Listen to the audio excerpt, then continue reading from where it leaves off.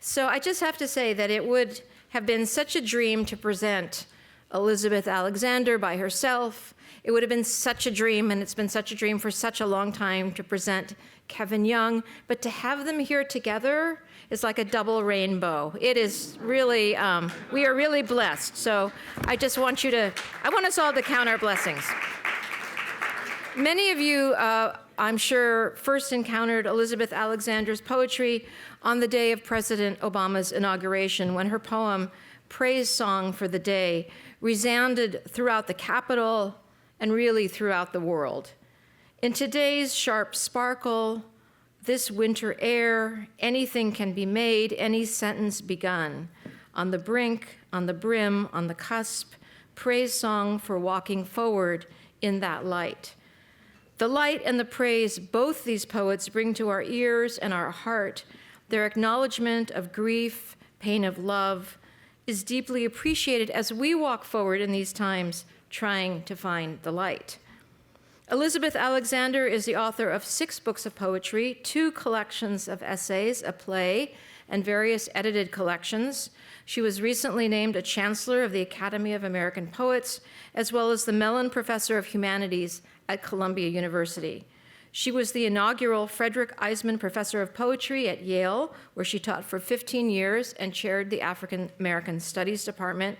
Her memoir, The Light of the World, from which she'll be reading tonight, which is one of the most compelling memoirs I've ever read, is a deeply felt meditation on the blessings of love, family, art, and community.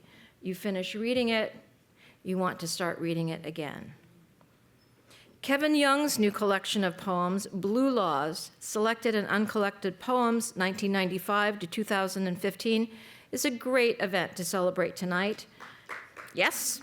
Its epigraph comes from Lightnin' Hopkins: playing the blues in the old days was like being black twice.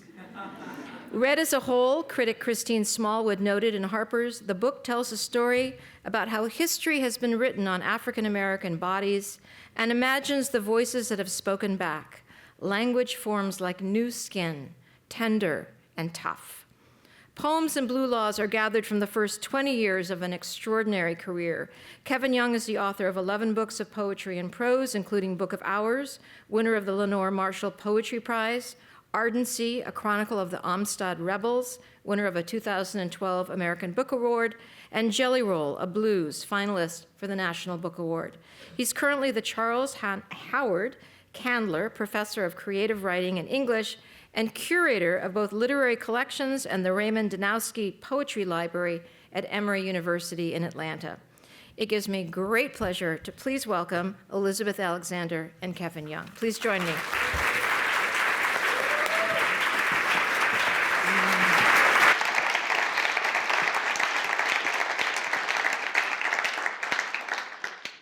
So hi, everybody. I'm going to read first. I'm really happy to be here. Thank you for organizing such a beautiful event. It's always wonderful to come and share your work, but to share it with one of my dearest friends and one of my fellow travelers on this kooky road that we've been walking together for a really long time is a joy, is really a joy. So I'm glad to be here. I'm a poet, but I wrote a memoir. I didn't think that I was going to do it. I thought it was unseemly for someone at my particular stage of life to put her business in the street. So I would not have set out to do it at all. But you never know what will happen in this life. And what happened to me in this life is that my beloved, my husband, the father of my children, very suddenly and unexpectedly died. And this was 3.5 years ago. Our sons were 12 and 13. So I put the story out there first to say it's the story that occasioned the work. It's the story that dictated the form of the work, because as I made my way through with my sons, I would steady my hand on the earth, on the table, by writing. That was the way I knew what I was experiencing. That was the way that I knew that I was still in some fundamental way myself, even though I had been shaken from my moorings. Mothering and writing were the 2 ways that I stayed afloat. And so I wrote a book that is a poet's memoir, which is to say that it's written in very, very condensed, short chapters. Among the many, many, many, many, many things I learned from writing The Light of the World, and the privilege of being able to bear witness to this story, and the fact that I came prepared with craft to meet life and bear witness to it in this particular way, nothing more important has happened in my life as an artist. So I'm going to read some sections. The story begins on a Thursday night. I bring an unexpected guest home to stay with us, an artist friend who'd spoken on campus that afternoon. When I take her to the hotel after dinner, we find that it is in a deserted corner of town, far off the beaten track, so I offer to bring her to sleep in our guest room. She accepts with relief, and I call Fikre to let him know company is coming. When Lorna and I arrive home 10 minutes later, the house is lit and glowing, the kettle is hot, and tea is brewing in the black Japanese cast iron pot. Fikre has put raw almonds in a small celadon bowl. It is late. The boys are sleeping. We are so pleased to live like this, organized and open and welcome when friends pass through, and we can bring them to Hamden, the hamlet adjacent to New Haven, where we recently moved to live in a tan stucco arts and crafts style house surrounded by a magic garden. Hamden, my first suburb, albeit a very urban one, Hamden, where Fikre fell in love with property that reminded him of the African compound where he grew up amidst flowers, inside walls his mother painted apricot, spring sky blue, rose violet, and butter yellow. The next morning, I organize the children for school and send them off, and Fikre makes coffee when our friend rises shortly after. We three drink our cappuccinos under the gazebo, which he painted in the delicate colors of the remembered borders of his mother's gauzy dresses and shawls. Some might take the colors for straightforward pastels or Monet water lilies, but they came from Africa and from his mother. Hanging inside the gazebo is a mobile he fashioned from some slender, twisty branches that blew down in the yard after a storm. The mobile turns gently in the breeze. The morning is gray, and the yard smells of the fresh, damp earth of early spring. As we walk toward the house, something makes us look back into the yard over our shoulders. There is a giant hawk sitting on the branch of our 100-year-old oak tree, eviscerating and devouring a squirrel. We freeze to watch. The raptor is utterly focused on its task. I watch Fikre and Lorna scrutinizing, their artist's eyes recording what they see. The hawk attends to its business undisturbed. It is rapacious. It takes what it wants. The bloody ribbons of the squirrel's entrails hang off the branch as the hawk eats the entire remains of the hapless rodent in about 5 minutes. Fikre tells us he has seen the bird the day before with the children and shows us a short video he took on his phone of the creature on the same branch eating another squirrel. I have seen a hawk a few times, but never one so intent on its survival. Never seen predation itself up close and in action. It is pure and elemental, necessarily violent, riveting nature itself. We watch for as long as we can before we have to go off to the duties of our days. Some weeks later, on his bureau, I find an acrostic Fikre made, which exhausted variations on the word hawk. He'd assign numbers to the letters and then assign those numbers to lottery tickets, which I later discover he bought by the dozens and secreted in the pages of the books he was reading. He was a chef and a painter. Henry Ford believed the soul of a person is located in their last breath, and so captured the last breath of his best friend Thomas Edison in a test tube and kept it evermore. That's true. It is on display at the Henry Ford Museum outside Detroit, like Galileo's finger in the Church of Santa Croce. But Edison's last breath is an invisible relic. Fikre breathed his last breath into me when I opened his mouth and breathed everything I had into him. He felt like a living person then. I am certain his soul was there. And then, in the ambulance, riding the long ride down to the hospital, even as they worked and worked, the first icy wind blew into me. He was going or gone. I need to call somebody, don't I? I asked the ambulance driver, a woman. Yes, you do, she said. In Lucille Clifton's poems, the living and the dead speak across the veil. Over the years, I have read those poems over and over, especially this one, The Death of Fred Clifton, age 49. I seemed to be drawn to the center of myself, leaving the edges of me in the hands of my wife. And I saw with the most amazing clarity, so that I had not eyes but sight. And rising and turning through my skin, there was all around not the shapes of things, but oh, at last, the things themselves. Was that what dying was like, a drawing into essence, a concentrated drop that would then evaporate off the earth? I seemed to be drawn, Clifton writes, in the voice of her dead husband. He cannot be sure what is happening. But the dead husband speaks from solid ground when he states in the poem that he is leaving the edges of me in the hands of my wife. We grasp at the tattered edges and don't let go. What we clutch is a rent garment, but it is ours and what is left now.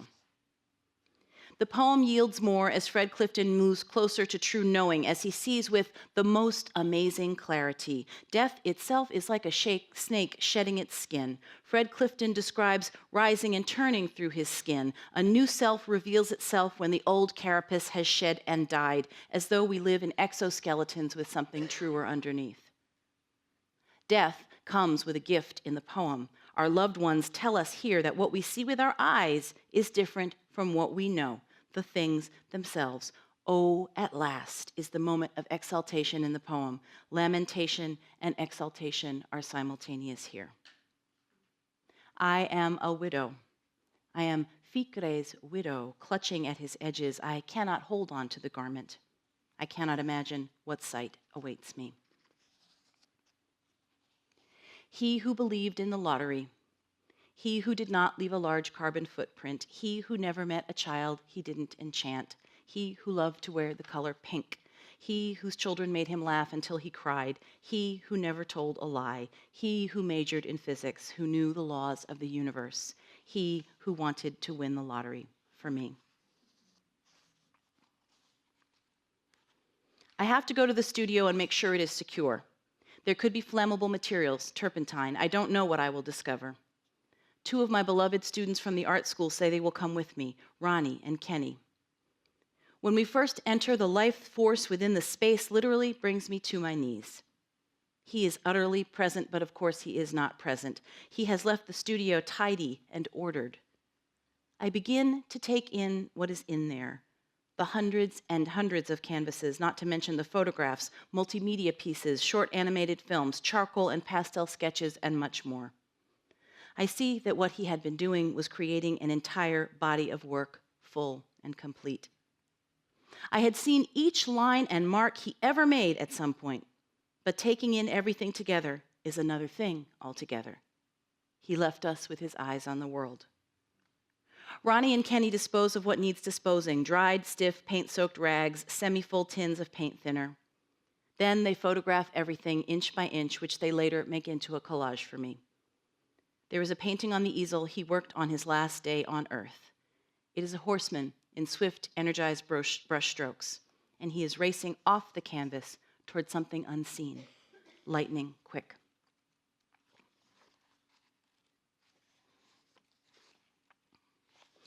May 2011, Jason Moran and Michelle Ndegeocello played Fats Waller, and we danced all night at the Harlem Gatehouse. Was it true that dancers moved among us holding outsized papier-mâché masks on sticks? Was it true that Michelle said to you from the stage, "Look at you, brother in pink, loving on your woman like that"? Was it true Bobby O was there in a cream-colored jacket and a papilindo hat? That night we danced in a fever, in a dream. The professional dancers came and took me by the hand and led me to the hypnotizing floor. It was the start of spring, blowsy and humid, incipient. New York, New York, big city of dreams. 2 springs later, I am searching the earth for you, 4 corners, finding you in a seashell in my underwear drawer, oregano and chives coming up in the winter garden after a few warm days, the pink argyle sweater folded in a cedar trunk. No, that is the sweater we buried you in. The winter garden is raised now, cleared, and you are no longer there, not this spring. April 1, April 2, April 3, April 4. No, start counting at your birthday party, March 30th, March 31st. No, start counting on your birthday when we brought you coffee and incense in bed. March 21st, your 50th birthday. Beloved. Every morning and every night, I open and close my eyes to Ficre's painting Visitation. It allegorizes our first meeting in the State Street studio when I walked through the foster kindness door into my future. In the painting, a man and a woman meet with offerings. From the woman, scarlet red tomatoes, her own fecundity held in cupped hands at her womb. She is wearing all white, the white of the Yoruba goddess Yemaya with her blue nearby in the background, and the white of Obatala, the creator of all human bodies. The solemn brown man humbly offers an eye on a plate. This is what Ficre gave all of us. We stand inside of him and have the privilege of seeing out as he did. The eye is also an icon, a protective evil eye that a caretaker offers his coming family. As in so many of his paintings, he has created a spirit house. Though the pair is meeting for the first time, they are surrounded by images of the children they will soon have, and their sons are painted as angels, for in Ficre's work there are angels everywhere in landscapes where ancestors are conjured and present. A curtain of flowers rains down on the woman's space, illuminating her. Visitation has Ficre's characteristic sense of what Amy called in his work tutto, naming a kinship with the Italian artist Alighiero Boetti's maps of the world. They shared an unshakable belief in beauty, in overflow, in everythingness, the bursting, indelible beauty in a world where there is so much suffering and wounding and pain.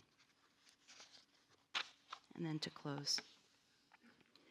New York friends who loved Ficre come over to welcome us to our new home. We eat and laugh and drink and play music. Afterwards, I am so tired that I sleep unguardedly.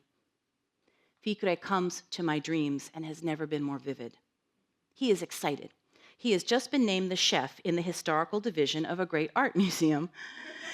And I thought, I think that really happened. It didn't really happen, but it felt like it really happened. He is to invent dishes and to match pigments in paintings to their proper historical sources. He tells me the history of ochre, ferric oxide, and impure clay makes the color. He explains why it is red in Eritrea and yellow in southern France, the things he knew. How to make paper with Suminagashi paper technique, where there was a foundry in the Hudson Valley to do lost wax casting in bronze. How to butcher an entire lamb, how to clean a fresh chicken.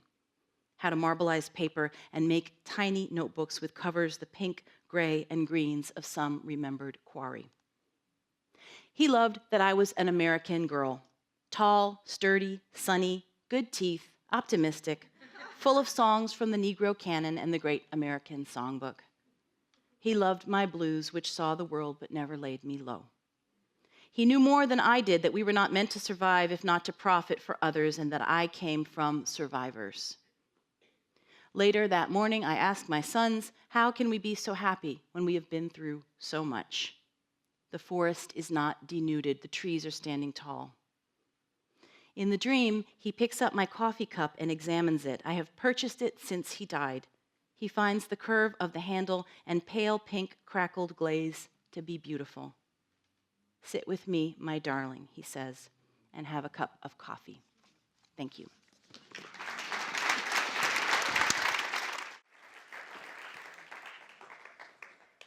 Good evening. It's good to see everyone. What a beautiful reading. As someone who saw his studio, it was so full of life, and we miss him. Sorry, I'm just getting my time down here. I also feel like saying, do you remember the 21st night of September? Because Maurice White is gone. I thought because of that and for many reasons, I'd start with the blues. This is a poem called Flash Flood Blues. I'm going to be reading from Blue Laws. This is only the second or third time I've read from it.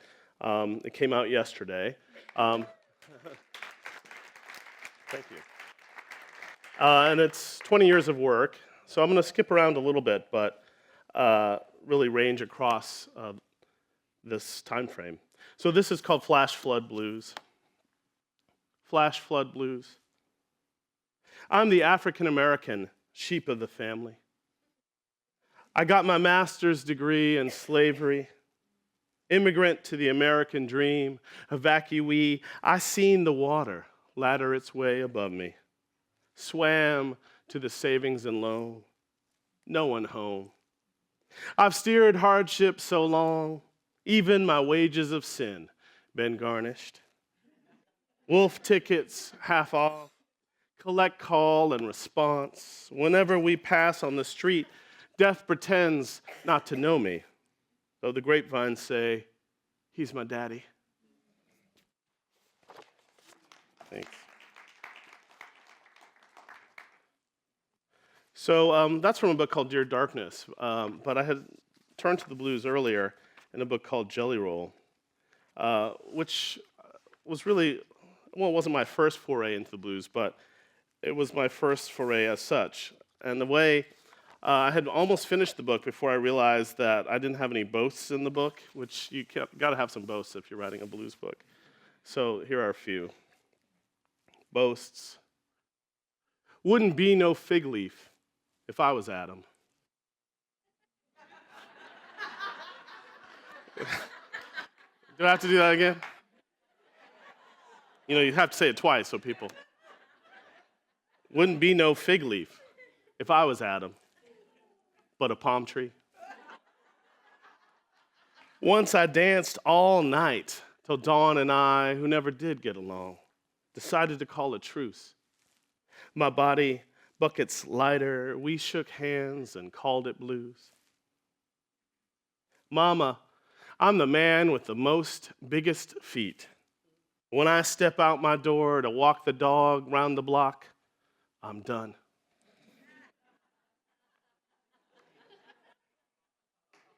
True story. So this book has a number of uncollected poems. I almost call them outtakes, but and there's a selection of Jelly Roll outtakes. It wasn't a short book, but it had at one time been longer. And I took out a bunch of poems, and now they sort of live in this form. So this one's called Hurricane Song. Hurricane Song. Lady, won't you wait out the hurricane all night at my place? We'll take cover like the lamps, and I'll let you oil my scalp. Please, I needs a good woman's hands caught in my hair, turning my knots to butter. All night we'll churn. Dawn will lean in too soon. You'll leave out into the wet world, winded and alone, knowing the me only midnight sees. I should have probably kept that one. This is called chamber music. Chamber music, woodwind. This morning your mouth was all I could think about. Fiddle. Like a violin, you leave the sweetest bruise just beneath my chin. Upright bass. Love that place where your hip hits your waist and my head fits perfect, rests like music. Slide trombone, all day that scent in the crook of your neck distracts. Horns. Woke early, the light blues all in my bed, where I wish you warmed instead. Rhythm section. Without you, the room grown small. Only then can I see how each night we rocked a steady groove where the headboard hugged the wall.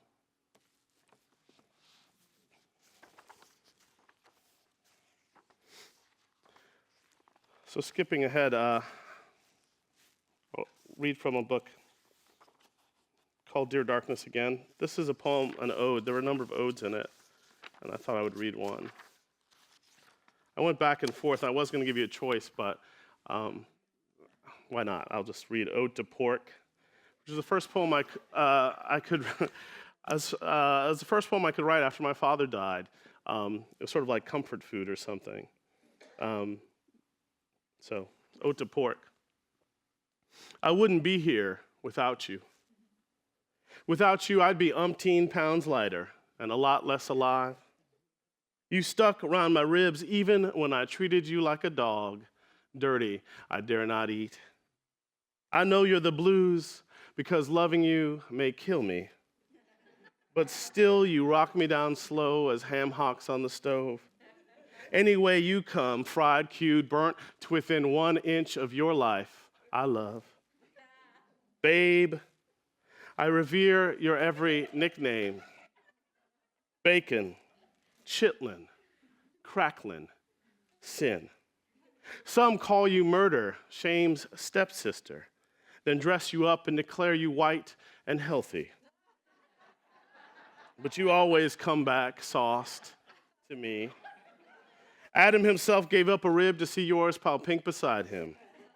Your heaven is the only one worth wanting. You keep me all night cursing your 4-letter name, the next begging for you again. Thanks. I'll just read a few more. The book has another set of poems for Phyllis Wheatley, the first African-American poet of the United States. So she had to go to England to publish her book, as you know, in 1773. And it's a long sequence, and all the titles are taken from her titles. And so I'll just read 2 of them. They're sonnets. This one's called To Mr. and Mrs. Blank, and that's how it is in the original, on the death of their infant son. Whatever the hour carried on that brilliant gray day when you married, you made the most of. A quiet kiss, a cry. No one threw rice. It was all you could afford, the clothes and the pastor secondhand. Inherited like you had, your freedom once the mistress, you wept, grew sick and passed. Months later, you lost your first. His small, fluttering chest, like a bird far fallen from the nest. His shy head the size of your opening fist. This is called Elegy on Leaving Blank. Elegy on Leaving. Presented with Paradise Lost in London by the mayor, your first and last triumphant trip there. You read Milton with care, knew his devil not as talk or fast hands, but silence. Your words that no longer arrive, your husband in debtor's prison to pay off first the house on Queen Street, your envious neighbors. Then on Prince, where your third colic breathing babe grew cold and passed, where hours after you met your Lord, your beloved copy, and you only 31 years old, of Paradise Lost to eat long sold. Thanks.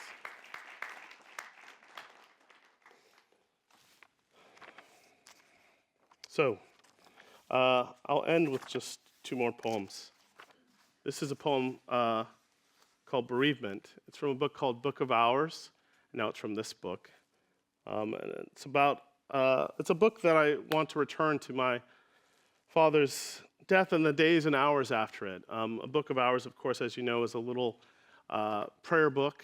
It's intimate. And it was only after I had published it and I was talking to someone on the radio that I realized it was also, OURS, our book. So this is Bereavement. Behind his house, Bereavement. Behind his house, my father's dogs sleep in kennels, beautiful, he built just for them. They do not bark. Do they know he is dead? They wag their tails and head. They beg and are fed. Their grief is colossal and forgetful. Each day they wake, seeking their voice, seeking his voice, their names. By dusk, they seem to unremember everything. To them, even hunger is a game. For that, I envy. For that, I cannot bear to watch them pacing their cage. I try to remember they love best confined space to feel safe. Each day, a saint comes by to feed the pair, and I draw closer the shades. I've begun to think of them as my father's other sons, as kin, brothers in paw. My eyes each day thaw. One day the water cuts off, then back on. They are outside dogs, which is to say healthy and victorious, purposeful, and one giant muscle, like the heart. Dad taught them not to bark, to point out their prey, to stay. Were they there that day? They call me like witnesses and will not say. I ask for their care and their carelessness. Wish of them forgiveness. I must give them away. I must find for them homes, sleep restless in his all night. I expect they pace as I do, each dog like an eye roaming with the dead beneath an unlocked lid. And I'll end with a poem later in the book that sort of has a different tone. It's called Expecting. Expecting. Grave, my wife lies back, hands cross her chest, while the doctor searches early for your heartbeat, peach pit, unripe plum. Pulls out the world's worst boombox, a Mr. Microphone, to broadcast your mother's lifting belly. The whoosh and bellows of mama's body, and beneath it, nothing. Beneath the slow stutter of her heart, nothing. The doctor trying again to find you, fragile fern, snowflake, nothing. After, my wife will say, in fear, impatient, she went beyond her body, this tiny room, into the ether. For now, we spelunk for you one last time, lost canary, miner of coal and chalk, lungs not yet black. I hold my wife's feet to keep her here, and me, trying not to dive starboard to seek you in the dark water. And there it is, faint, an echo, faster and further away than mother's, all beatbox and fuzzy feedback. You are like hearing hip-hop for the first time. Power hijacked from a lamppost, all promise. You couldn't sound better, break dancer, my favorite song bumping from a passing car. You've snuck into the club underage and stayed. Only later, much, will your mother begin to believe you're drumming in the distance. Our Kansas City and Congo Square, this jazz band vamping on inside her. Thank you.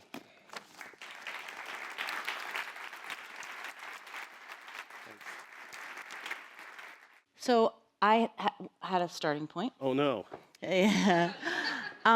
So I've been thinking lately about, I think about this phrase, staying the course, and what it means for artists. Yeah. You know, and what it means that we're here after what's now been a long time, and some people are not here, but we're still here. Yeah. And not just still alive, but also still finding a way to make our work some kind of way. Right. And I've been thinking also, because doing a different kind of work for a little while now, you know, what it means to be of the tribe of us.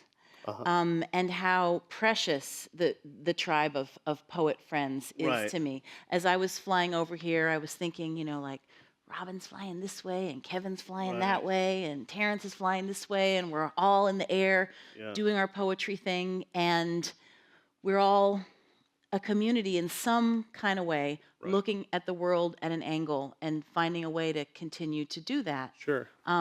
And that we've also generationally caught up with each other. Do you have a question or? You know what? Sorry. You know what? I said I was going to make a little rhapsodic I statement to get us started. I really Since some people didn't want to get us started, I thought I would just, take care of business. But so what I was thinking about, and I'll wrap it up. Yeah. But that now, like we're all. So when I met Kevin, he was a college boy. Yeah. And I did a reading, and there you were, but like we're all the same age now, right. because I believe because everyone's been just kind of staying the course, So I don't know. I've just been kind of in that space of feeling, first of all, just so extra grateful to have made a life with this tribe. Well, and it's changed. I mean, I feel like.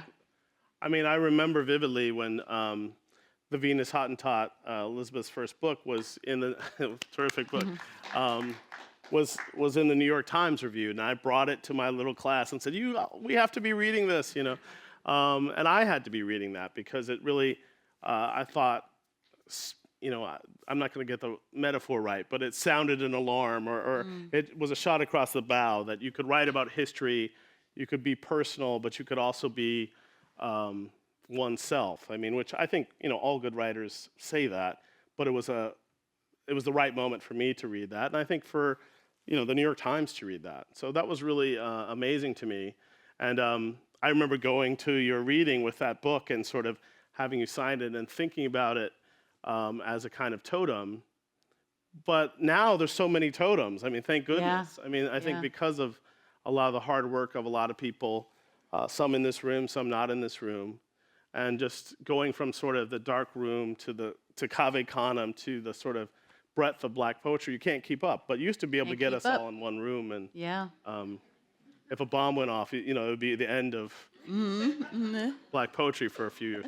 But now there's so many, it's great, But I think there was always that polyphony of voices and that real range of voices, but there wasn't always the structure to support them. And I think that is wonderful now to see that support. But I do think, like you're thinking in a kind of existential way, how wild it is, and how freeing and is it newfound or something, or old found? I don't know what the. Or just thinking about what does it actually deeply mean to be a poet all these years later? Yeah. Besides just writing some poems. And I think part of that is thinking, we've both written prose. Yeah. And it's been a long time since I've written a lot of new poems, but still knowing that fundamentally I am a poet, that's the central identity. So I've been trying to think about what that means about how we, about how what does it mean about how we are in the world, even in our different ways. Wow, that's a good question. I don't feel as much a poet always as you. Definitely having the book come out, I feel differently. I feel both like panicked and, the normal kind of a book is out. But then I also feel like, oh yeah, like I did write poems, because you can get far from it. I think so much of the job of being a poet is, especially a senior poet, I don't know what the heck to call, but someone who's been doing it a while, you get asked to write letters, you got to do the administrative tithing things, and but you have to. Ben Carson was right about what? tithing. He said we all. Oh, okay. Oh no. Sorry, I just had to throw it out. I said Ben Carson. I a long time ago, I thought it was so cool that a brother separated the Siamese twins. Yeah. But as my father says, the twins are not doing well. It's true. But anyway, continue. Lord. I should have never started. I don't know. There's so many things that take you away from poetry. Let's put it that way. Yeah. Including life, including death. And so how do you get back to it? I think that's a really great question. The care and feeding of poets. And, I often say to friends, I'm probably the one who goes around not heeding my own advice, but say, you got to get back to your poems. You got to carve out that time and say some no's. And, but, there's so much, I feel like I certainly felt like when I was doing anthologies, I really wanted to give back to that place that had nurtured me and those books that I had found in a used bookstore and thought, oh, there's other poets writing about food or history or things that I ended up taking up as my mantle or was already writing about, but thought I was crazy for doing it. So I've been lately thinking about how often you find your ancestors or antecedents after you need them. Like you've written the thing, and then later you're like, oh, I wasn't nuts, but in a way, I don't think you could use them when you're trying to struggle and find it yourself. I mean, I don't know how you felt. Like you have, how you go to the store or something and the right book falls into your lap or hands and you're like, oh, I can't believe this. But it probably was there before and you just didn't have the foresight or the room to do it, find it. Well, I think that maybe that's describes a little piece of what it means to be a poet, and maybe we can keep coming back to it. But I think there's a certain being open to serendipity, because if you're not, you miss the whole thing. Sure. And what does it mean to kind of walk that way every day in some kind of way? But it's like that with relationships, and just friendships. Like I wouldn't have. What if I hadn't shown up to that reading? Which I can't imagine. But you start to realize that you've been doing it a while, and having a selected poems does that.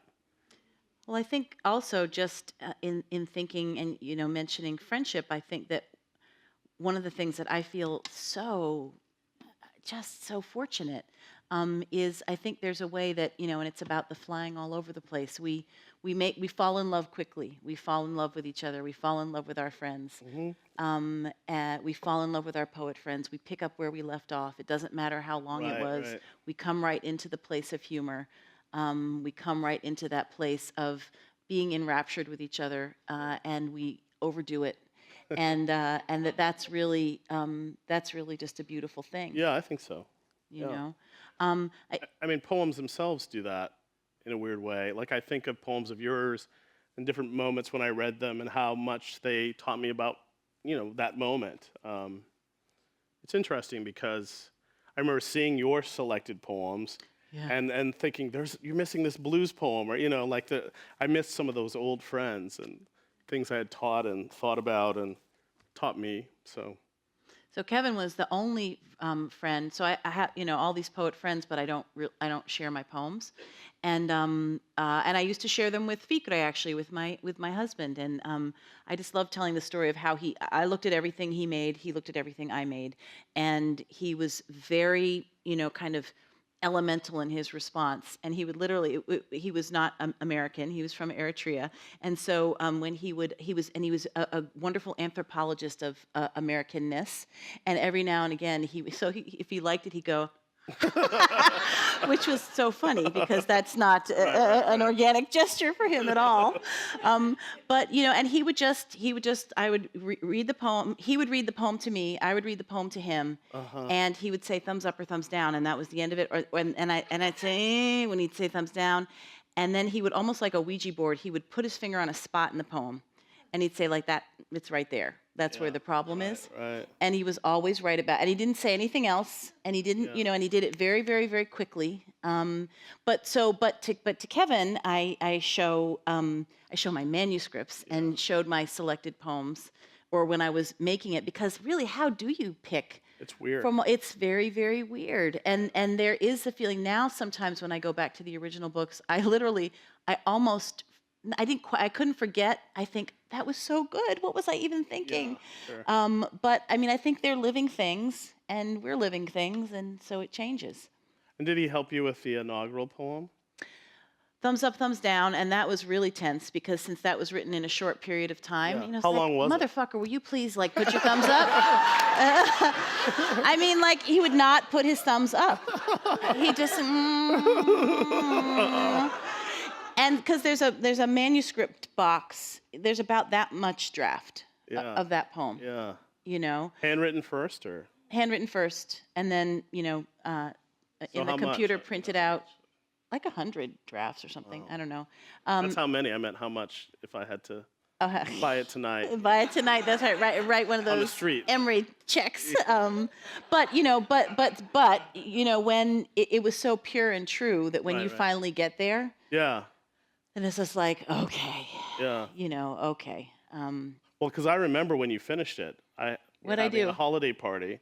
And Oh, you yes, came over that's and you said, right. I finished it. Yeah. And, I was like, well, okay, let's hear it or whatever. But you wisely just waited to that day, and I think it was so. I thought maybe it was against the law, actually. I thought maybe I would get arrested. trouble, yeah. That there would some.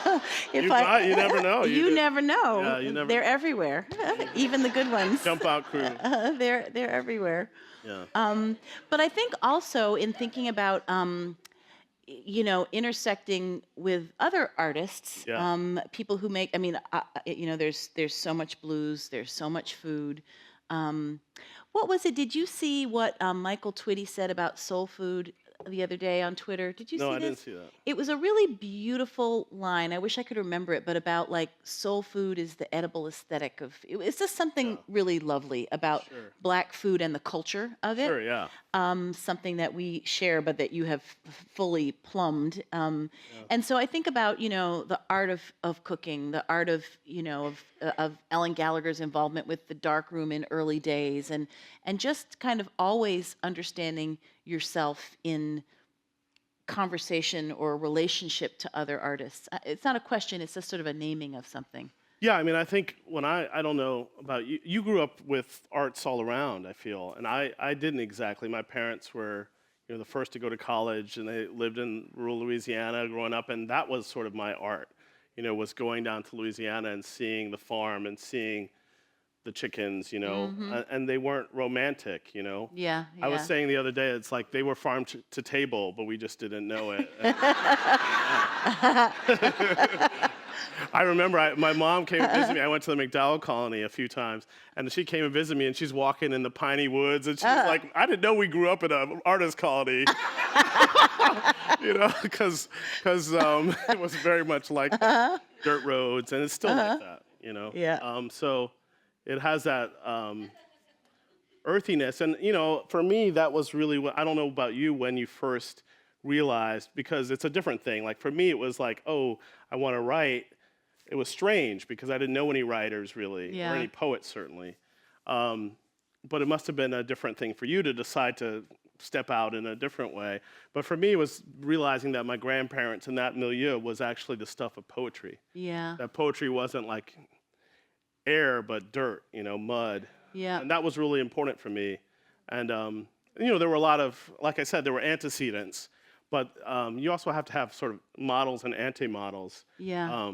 And I think that was really important to find what I wanted to be like, and then also what I didn't want to write like. Yeah, that's so interesting. I mean, I think that, these are Black stories, so, there's always some angle of ascent, to quote Hayden, I mean, so I didn't grow up thinking I was going to be a writer. I grew up thinking I was being trained for something. Oh. Like to govern in some kind of way. Right. Not. And you were. Well, so being a writer was still a little bit of, and being a poet was a little bit of a surprise. It came to me later. I mean, that's when you talk about feeling apart from poems a little bit. I think like you were so fully. You were a poet in college. I mean, you were. I mean, you were like a practicing poet, and I didn't know that about myself at that time. Yeah, I think I felt like because my parents were serious, they had sort of gotten out of Louisiana, not that Louisiana was a place to escape, but that they had,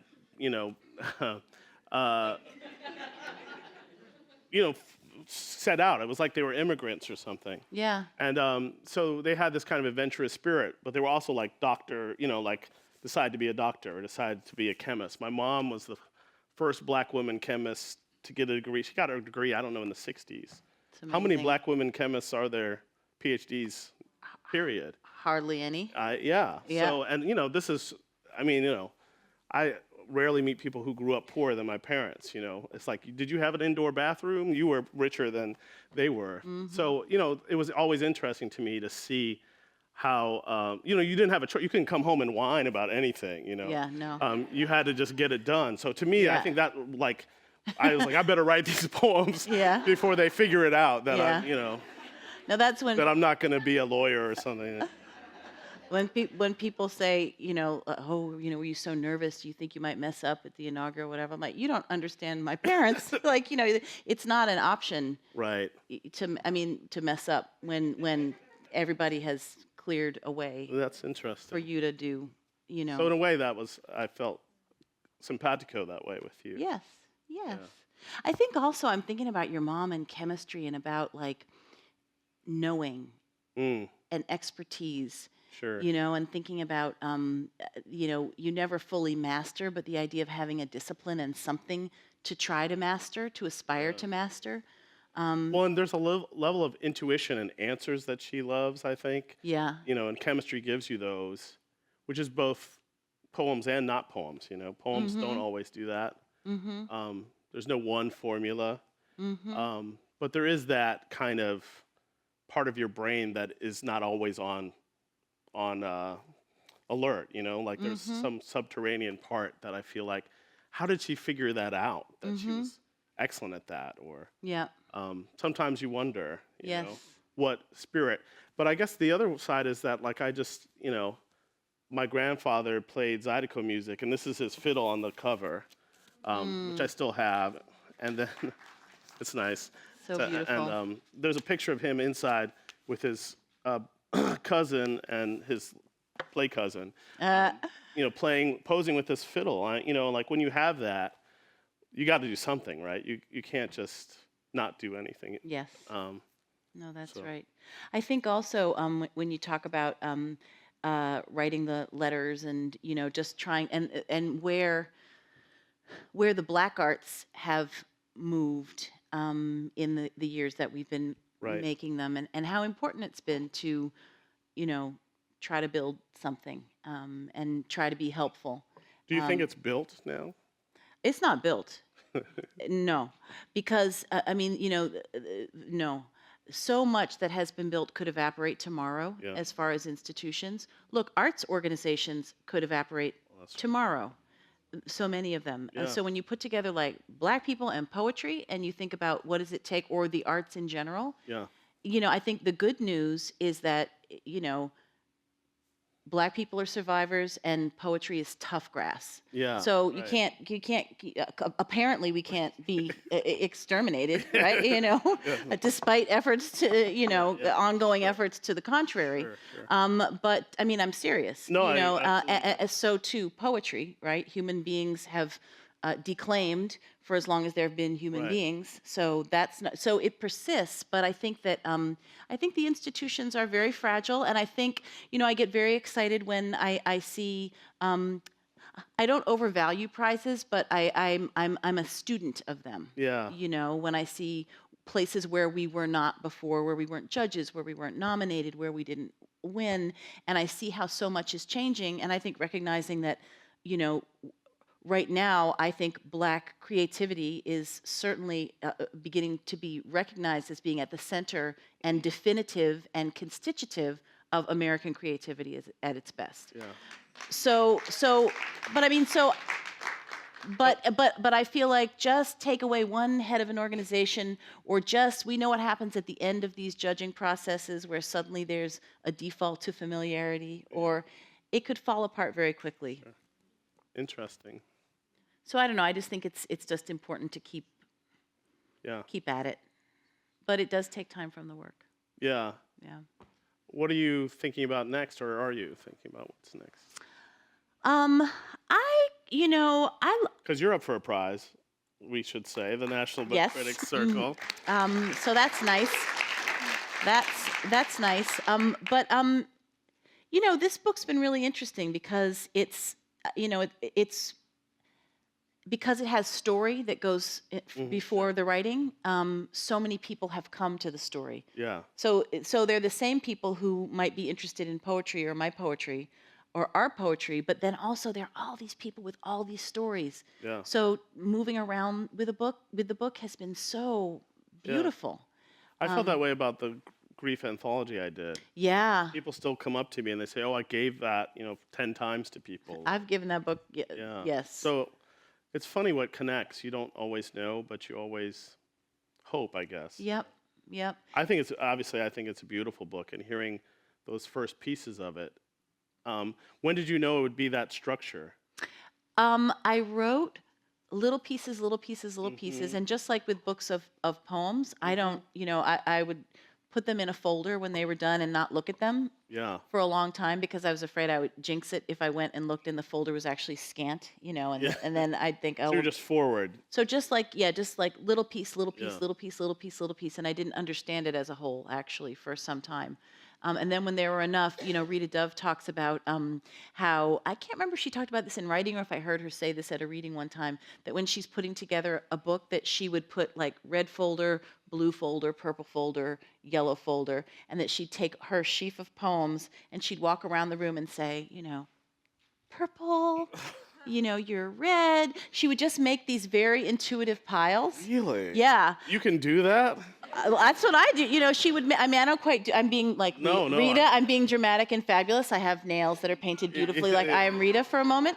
But that she would just say, she wouldn't even ask herself No, where yeah, she just knew that they were companions. Yeah. And so that's what I did when I had a bit of a stack. Yeah. And then I actually then started to really like the structural part because, the sitting at my dining room table weeping every day for hours and hours, writing and writing and writing, that was over. Yeah. And then it was just the fun, like hard, Sure. and figuring out things like I have to say up front, I have to describe this catastrophic thing first. Right. Yeah. Because that's what occasions everything. And Did I don't you write that later, though, I would think? I wrote it first. Oh, Eat the frog first. wow. Yeah. Yeah. And also because I've avoided it till the end. Yeah. No, I mean, I don't know, sometimes. Well, but I mean, you know. I don't remember when I wrote, like, Bereavement, which wasn't the first poem, but I remember when it became a poem. Yeah. I felt like it was much more like that. But maybe that's like the structure. There was a moment when it went from being like a thing I had written, which wasn't a poem, to a poem, and it was probably just like, adding the right stanza for it. Yeah, it's So when you found that mysterious. structure, how long was that? Well, then there were a couple things. So first was figuring out like tell that story first, and then the next thing was stepping back a little bit, and because I mean, again, I was still all the way through. I just thought like memoir, memoir, memoir, and that I didn't want to seem like I knew I had written as well as I could, and I knew there was a story, but I also felt like, just like when I had my first child, my mother said, "Are you the first woman ever to have a child?" She's cold like that, and she wasn't being mean. She was just being Adele. I love that. Because that's how you feel. Like you're the Yeah, first. right. You had a line like that. Like you're the first time you listen to hip hop. Yeah. Like it's that amazing. It's that amazing. So but I didn't want to be like I'm the first person to whom something awful happened. Sure, yeah. But I knew that, so then I knew that what I had to do in the writing of it was make these characters we had to know them. We had to know Ficre. Yeah. We had to love them. We had to care about them. We had to care about this family. Sure. I had to step out like that and say, how do I write these people in a way that people will want to stay with them through the book? Well, it's I think, a love story, Yeah. so beautifully rendered those early months when I remember vividly you all meeting and Yeah. being there. So I think you really captured the feeling and the magic, the intimacy. Well, one of the things that I've been happy about is that a lot of young people have felt hopeful about love when they've read it, and we've talked a lot about that. Right. Because because you also, having seen many ups and downs in my life, Sure. there are moments where you don't feel hopeful. There are moments Right, where you right. can't imagine that something so beautiful could not only be around the corner but be so damn simple Yeah. at a Right. certain level. Right. You know? Well, I think the writing in the book is simple, Yeah. but not. I mean, those lottery tickets are so powerful and true, but they're also about much more. I mean, I think maybe I'm overstating, but for me, I really wanted, when I was writing about my father and my son being born, to capture in the moment, make the metaphor out of the experience. Yeah. Like have his dogs tell the story Yeah. and not me tell it, if you know what I mean. Yes. Yes. So I don't know what's next is really the answer, although I think it's maybe some essays. Yeah, That's what I'm thinking about. just But on only, culture, or because I love the Black Interior. yeah, This isn't your first nonfiction, but it's your first sort of memoir. yeah, memoir. Yeah, probably but culture and probably stuff that comes from many, many years of teaching, Yeah. and just like thinking about what it means for some of those conversations to kind of come into form.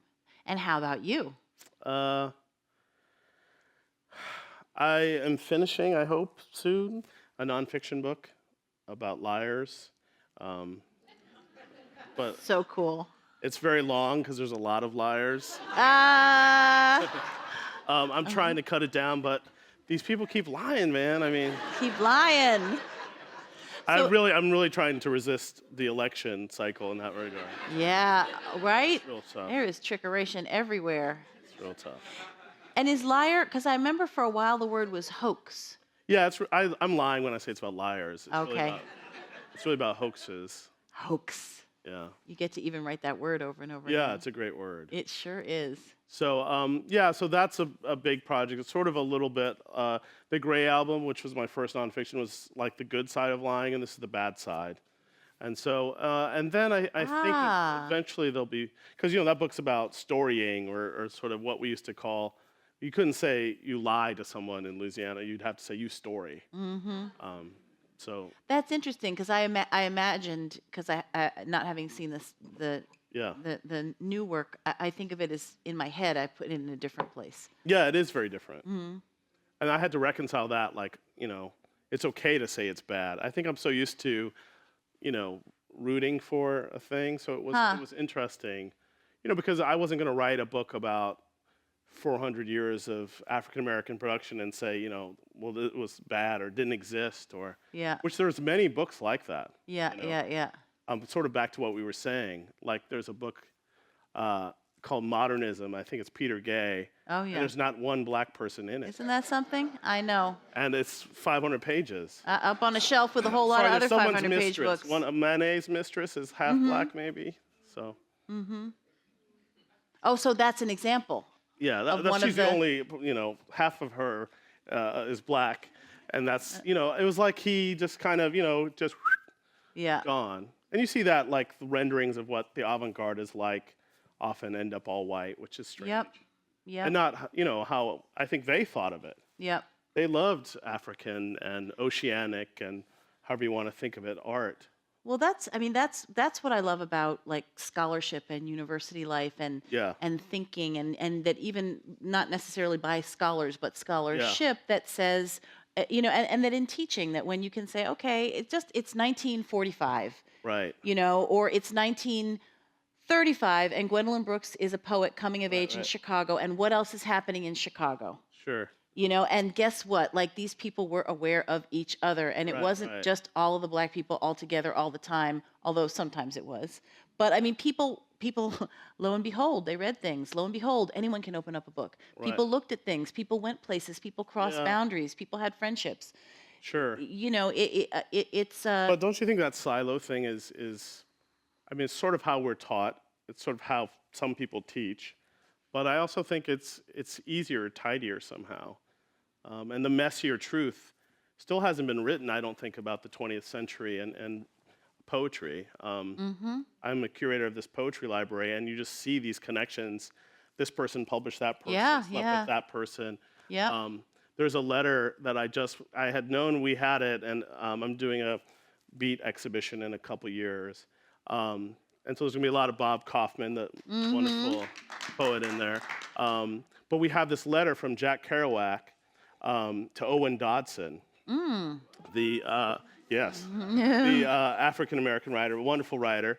And it's about his novel, A Boy at the Window. And it's the most praising letter you've ever. He said, "You don't know me yet, but I've written one good book, Oh, A my Town in the City. goodness. And, you might read it, but it doesn't matter. It's like you are, I probably took a picture of what he says. He says the most amazing things Wow. to this, these two young writers writing. And he's like, you are incredible. I've shared it with everyone. You're going to be huge. And now Wow. most people might not know who Owen Dotson is. Wow. And so, but there it is, and that is. evidence, that trail, is so telling. Well, I mean, we share an archival love, but to me, stories like that are what it is to be alive and a thinker. I mean, it's just what could be more exciting than that? Right. And he wasn't like, I'm going to be in an archive one day. Right. He was like, I have to tell this other person how great they are. Yes. Well, and I should say how great you are. So. And how great you are, baby. So we went a little bit past our time. We do have time for one or two questions. We have time for a few questions, if there are any. You both call on dreams often in your poetry, and I just wondered, do your dreams ever desert you for periods of time? Actually, it turns out, after my husband died, I didn't dream for a really, really long time for the first time in my life. And I didn't dream of him for just a few dreams. And the first time I dreamed of him, it terrified me so much, it woke me up wailing because I realized that it wasn't true, because my dreams are very true to me. So I think that it's some very powerful animal part of the psyche that just said, you know what, like, we're not going to make these for a little while because you are bereft, and bereft meaning like to be without in some kind of way. Yeah. I think when my father died, I kept waiting for like a visitation or some kind of vision. Nothing. And there was later, it was a little like that. I remember one time, but in the dream he was dead. It wasn't like he was alive and then we were talking about him being dead. Yeah. And that was kind of intense, I mean. Yeah. So I have a line in a poem, like, even in dreams you are dead, Yeah, I remember that. That's, that was painful, but yeah. Sometimes they come and tell you it's okay, and sometimes they don't, and you have to figure that out on your own, I guess. Yeah. No, But yeah, I mean, that's right. I don't think I've written about them the way you have. I think you've really embodied them in some of those books, and the Antebellum Dream Book, among many. Well, it always seemed to me that dreams were just the most interesting place to go, and that also, if there were strange juxtapositions of things in dreams, that also there were strange juxtapositions of language. Yeah. And that was really that's the space you want to be in for writing poetry. And I think about like a word like hoax, for example, and that sometimes a great word like that, a word with an X, a word with a diphthong, a word with like that it could just go floating in through a dream, and you'd wake up with it on your tongue in the morning and think, I want to do something with that. Yeah. Well, I think Lucille Clifton is a great our beloved purveyor Lucille. of that. Yes. Someone and who, like, what if you had not preserved her legacy in the way that you have? Well, I mean, for literally, I mean, what it took to bring her papers to Emory, to keep them safe, to retrieve things, to make them proper, and then to do her collected poems and other things that exhibits. I mean, like that's just such necessary work. We would not have the Lucille Clifton we have if you didn't do that work. Well, thank you. But I think, Lucille will, I think, outlive us all. And I think she will too. But as we all know, as with the Owen Dodson letter, if people aren't taken care of. When Dodson, we have his archive at Emory, but only, yeah. Yeah. It was at Yale. No. I didn't know that. She thinks everything's at Yale. I want you to know. If I say, no, oh, it's there, actually, it's a sad story because I think he went to the drama school, didn't he? I don't know. Yeah, so I think it's a failed story of the institution. I think it's a success story. That's right. There you go. Question over here. This question is for Elizabeth. It's not about your recent memoir of loss, but a poem of loss, your poem When. And I wanted to know what was the moment that prompted you to write it. Yeah, thank you. In the early 1980s, the black men were divine. I'm like the baby sister of the first wave of the AIDS generation. And those were my big brothers who showed me the way in so many ways. I studied dance very seriously when I was younger, and those were my teachers, and those were my friends. And I mean, again, just like the, big brother generation, and that's the generation that you revere more than anything because they're proximate. and then they just were gone. So there's the poem. Yeah.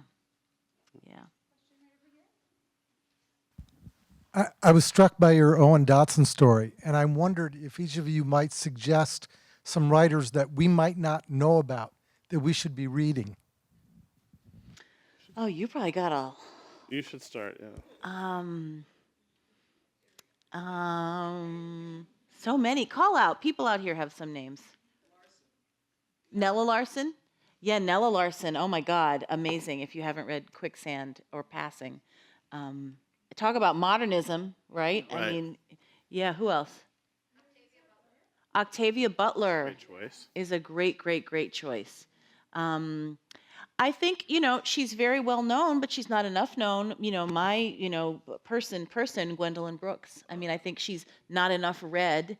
When you talk about, kind of telling the story in a different way. I love when I talk about her work saying, that she's the finest poet of the 20th century, bar none. I'll fight you on it. Like of course, you can make the case for someone else. You can make the case for someone else, but I can make the case for Gwendolyn Brooks. But she doesn't get talked about in that way. Sure. Just like, when Alice Walker made the grave marker for Zora Neale Hurston in the Field of Weeds, and she called her a genius of the South. Yeah. That word that's not used to describe what Black women do and who they are. So, Gwendolyn Brooks, a genius. So to read her thinking, I'm reading a genius. I'm reading someone who can outright T.S. Eliot. Yes, she can. I'm reading someone who overwrites Wallace Stevens. Yes, she did. Yes, she did. I'm sorry. So I just think that bringing that lens is actually exciting, because then it means that you say, well, what else, as you're asking? Well, what else? Yeah. What else? Is there anything? There's so much we could add. Yeah, so many great weirdo poets that I love, Yeah, you know a lot of weirdo poets. Yeah. Yeah. I mean, I love a poet who's still alive. He's in his 90s, I think, Russell Atkins. Yeah. He's out of. But how do you kind of it doesn't, I don't, it, like, I think it's fascinating, but it doesn't. He has a great poem called Spiritual with a Y. Uh-huh. And it's just like up, up, up, up, up, and you just see it on the page. It looks like a musical score almost. Mm-hmm. So I don't think you're reacting with a different part of oneself. I mean, Yeah. it can't always be soul food or. Yeah, no, that's true. But all that's food true. is soul food. If it's any. There you go. Actually, also, we should probably say, because we both love him, Christopher Gilbert. Yes. Because Christopher Gilbert wrote a great book called Across the Mutual Landscape, and he's a poet who, were he living, he'd probably be 65 maybe, ish. He died about 10 years ago. He published Across the Mutual Landscape in 1984 with Grey Wolf. It was a cult book, Yeah, people pass that around. Ooh, yes. Find it and then he didn't have a second book till last year when Grey Wolf did a compendium of all his unpublished and the published. With an introduction by Terrence Hayes. And it's just this big, full, generous vision and voice. Doesn't sound like anybody else. What's the title of the poem? Poem with Stevie Wonder in it. Poem with, I think it's got a title like that, but just this kind of, I feel like, no Ross Gay without Christopher Gilbert. That's right. No, I mean, he's beautiful. Well, and I think there's that to be said. There's people who had this huge influence, but we didn't always, there's a lacuna there. Mm-hmm. And I was obsessed for a while with that idea of the shadow book, the book we don't know is there, but is there. Mm-hmm. And I think he casts a shadow, and that second book of his, is kind of that kind of shadow book. But luckily we have it now, and you can get it and read it. Yes. Fran Ross. Oreo, yes. Is that going to be made a movie? Did I hear that? Did I make that up? I think. Starring who? Let's cast it. We're in L.A. Yeah. Don't put it up for an Oscar though. Oh. Did I do that? But you know what? Are we going to talk about the Oscars? Because I have one very blasphemous thing to say. Oh no. Well, no. It's what we all know. I mean, what we all know is that it's not the Oscar. It is the Oscars per se, but it's the industry. but what I feel is like, give me some more to choose from. So I'm actually don't hate on Will Smith, but don't tell me that that's, you know what I mean? Like, or like, don't say that like the few little scraps that are out there. The problem is Spike should have gotten it for X, and I meant like X as in anything, but for X specifically.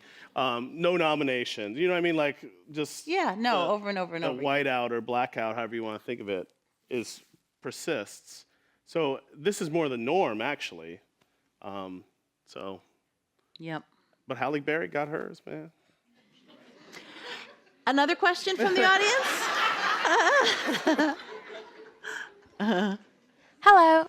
As you have encountered new stages in your life, I'm wondering, how do you maintain your poetic authority? Wow, what an interesting Yeah. question. And do you mean just moving through life stages or something more particular? Rising. Rising. Huh, wow. Up, up, up. In a career sense? No, I think you're saying something interesting, and I want to hear more of what you're saying. In aligning to your path upward as a human and as a lover of life. Huh. Beautiful. How do you do that? That's a great question. Yeah. I think it's the question in many ways. Like, how do you keep at it? I think you don't think of that big thing sometimes. Yeah. Sometimes you just have to write the next poem, the next line, the next word. Especially when, lover of life, but then you're facing with death or something, or loss, or we all have our losses. And so how do you deal with that? And I guess it's in little bits, it's going to a reading, it's writing a word a day, getting at that kind of, process. I guess that's, to me, the big thing that saves me is if you start thinking only of books or the end result, you can get in your own way. Yeah. If you start thinking about process, and you have to kind of love that. You have to love words to paper, but also, more words crossing out like the kind of mess of it. Because sometimes that's your only reward, I've definitely written poems that I thought were going to be something they didn't. I wrote books that I feared. When I wrote that Basquiat book, I remember thinking, I'm going to have to throw this in the fire, And I remember I wrote this Jack Johnson sequence, and I called up Elizabeth, and I said, I wrote this sequence, no one really likes it.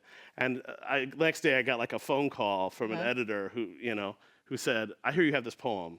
And it was because Elizabeth had told someone, and then Charles Rowell published it all. And that was such a blessing for me, because I was ready to just put it to the side and move to a whole nother thing, or I didn't know what to do.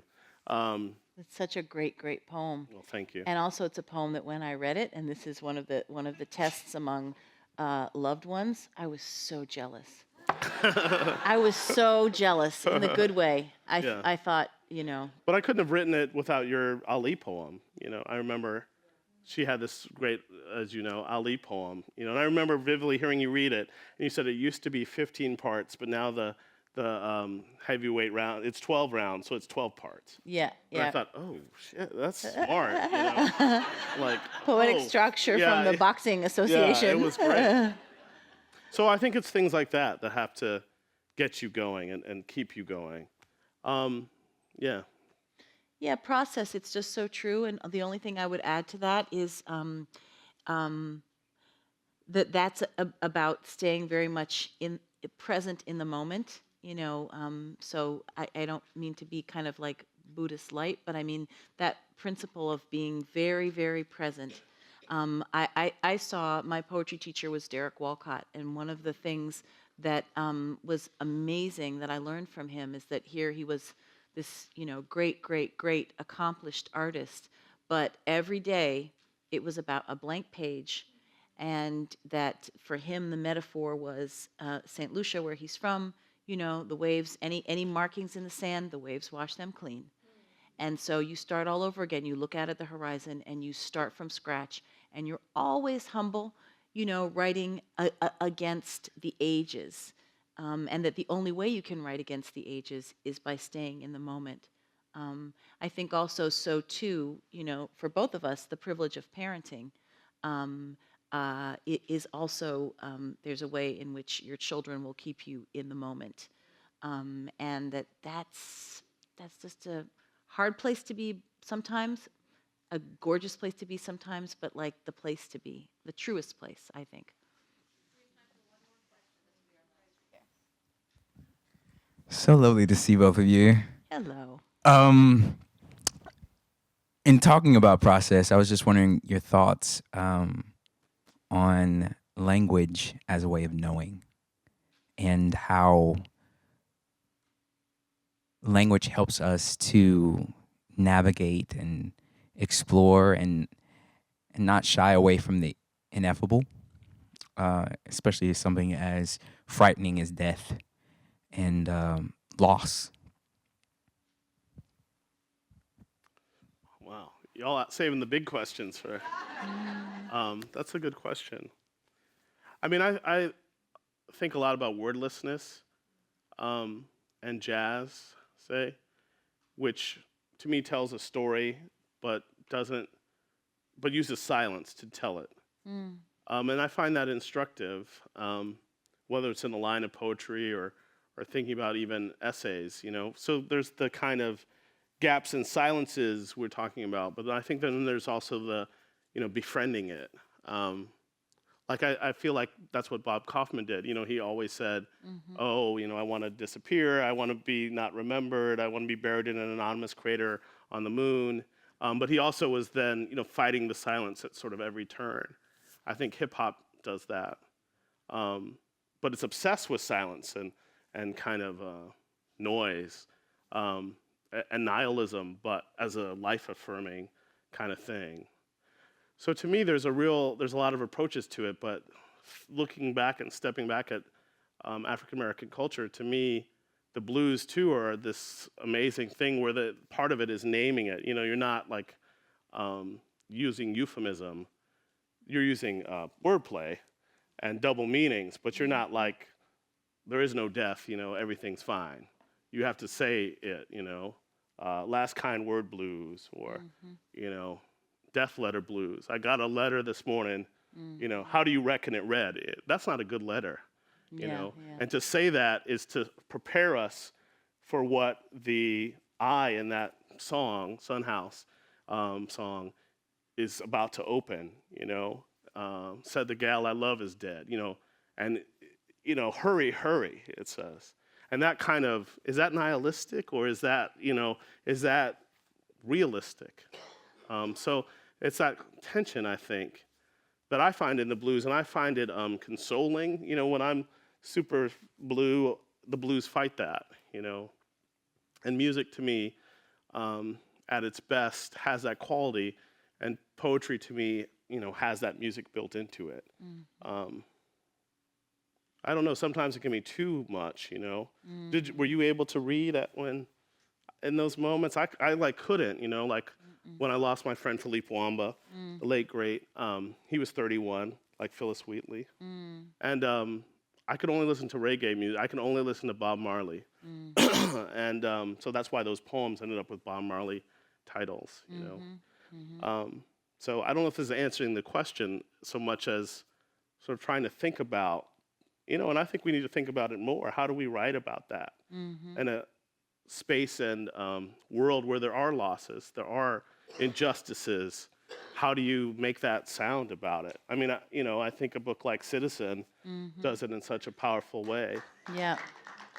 And she does it through, you know, something experimental yet accessible. I mean, those things aren't contradictory. And Yes.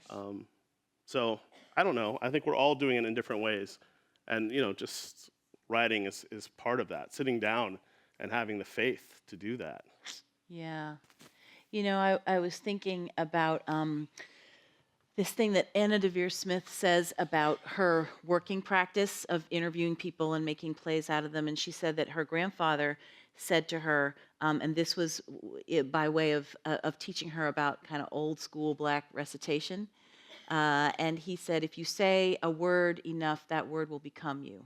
If you say a word enough, that word will become you. And I think that, you know, that like understanding words, to your question about truth, as bodily things that you know when they're true or when they're not, is something that I think poetry does have a very particular inroad to. Because sometimes poetry does carry content and meaning, but that's not its primary purpose. Its primary purpose is to come out of the body as music in some kind of way, as song.